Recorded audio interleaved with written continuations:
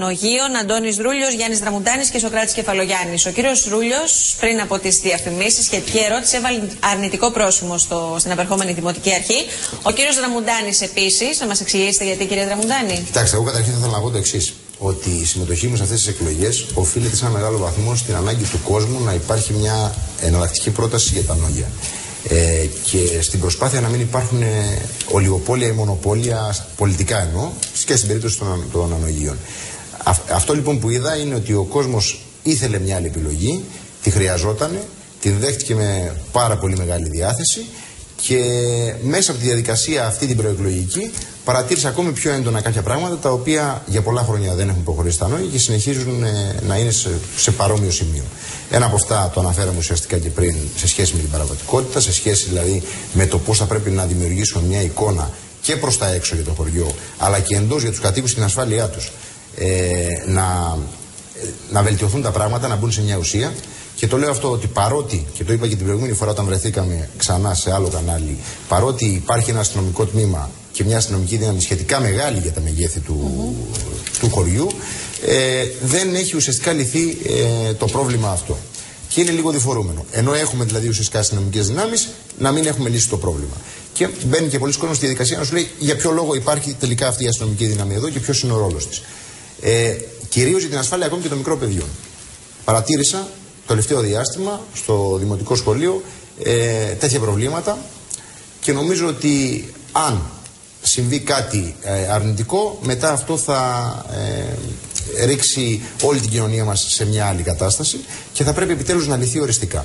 Η παραβατικότητα είναι το μοναδικό θέμα για το οποίο βάζετε αρνητικό πρόσημο? Το βάζω ως θέμα συζήτησης. Από εκεί και πέρα νομίζω ότι δεν έχουν προχωρήσει οι διαδικασίες τόσο σε επίπεδο πολιτιστικών εκδηλώσεων στα ανόγια. Δηλαδή η διεύρυνσή τους και αν θέλετε η συμμετοχή με τόπιους καλλιτέχνες περισσότερους, η συμμετοχή με μεγαλύτερη διάρκεια τους, η διεκδίκηση για να έχουν τα νόγια αυτό που τους αναλογεί και που είχαν στο παρελθόν, η συμμετοχή των ετεροδημοτών της Αθήνας που μπορεί να ενημερώνονται όπως λέει ο Σωκράτης και δεν το αμφισβητώ, αλλά δεν συμμετέχουν ενεργά σε αυτή τη διαδικασία ενώ είναι το καλοκαίρι και θα μπορούσαν να είναι στις εκδηλώσεις αυτές και να τις οργανώνουν και οι ίδιοι κάποιες από αυτές.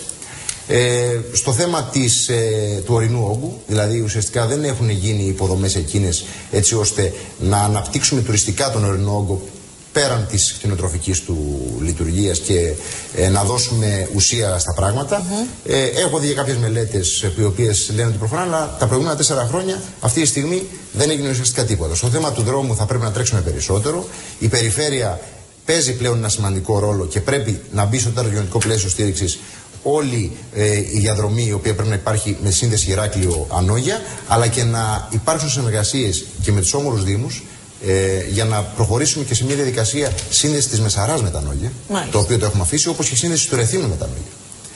Αν θέλουμε δηλαδή τα νόγια να αποτελούν τουριστικό προορισμό, πρέπει να δημιουργήσουμε ασφαλή πρόσβαση. Όταν αυτό δεν υπάρχει, δεν μπορούμε να ζητάμε κάτι άλλο.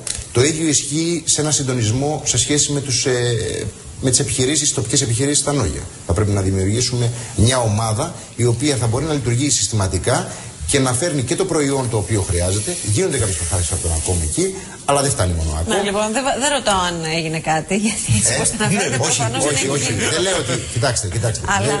Δεν λέω ότι δεν έγινε κάτι. Λέω σε ποια ζητήματα εγώ παρουσιάζω. Πιστεύετε ότι υπάρχουν αδυναμίες και δεν έτρεξαν τα πράγματα έτσι όπως θα έπρεπε? Χρειάζονται κτηριακές ανάγκες και στα σχολεία, αυτό το γνωρίζει και ο Σωκράτης, και στον παιδικό σταθμό που αναφέραμε πριν. Ο χώρος έξω δεν ενδείκνυται για να παίξουν τα παιδιά. Μπορώ να πω πολλές λεπτομέρειες οι οποίες δεν έχουν ουσία. Γιατί δεν έχουμε και χρόνο. Ωραία. Θα ήθελα να δώσω μια απάντηση συνολική, ο κύριος Κεφαλογιάννης. Πείτε, θέλετε να πείτε κάτι σημαντικό. Αυτή τη στιγμή ο νέος Δήμος, ο καλλικρατικός Δήμος, είναι ένας Δήμος ο οποίος... Θα σας ζητήσω να απευθυνθείτε στους δημότες σας μετά και να πείτε τις θέσεις σας αναλυτικά ο καθένας, αλλά δίνετε μου όσο γίνεται πιο σύντομες απαντήσεις για να προλάβουμε. Κύριε Κεφαλογιάννη,